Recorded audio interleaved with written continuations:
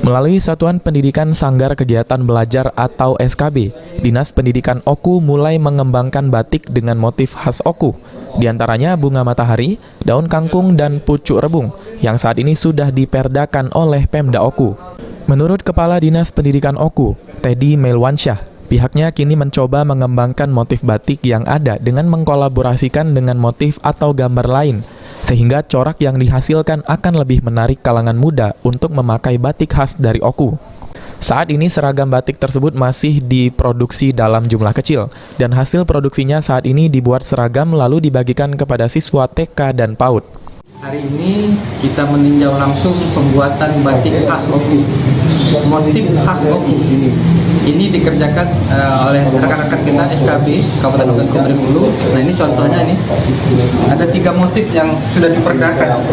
Ya, yang sudah diperdakan. Yang pertama bunga kangkung, itu pucuk rebung. Kalau ini dimodifikasi. Nah kenapa kami sekarang membawa itu Pak Agra, ini seniman kita, seniman Kabupaten Ogan Komering Ulu.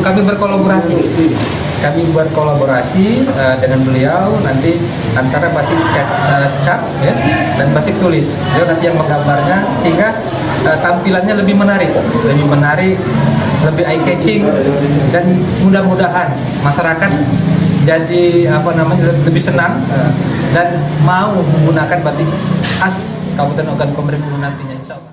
SKB Oku kini masih memproduksi untuk memenuhi kebutuhan anak-anak PAUD. Kedepan pihaknya akan mengembangkan kembali batik khas Oku terutama pada bahan kain dan pewarna yang akan menggunakan pewarna alami. Ari Pranika, PAL TV.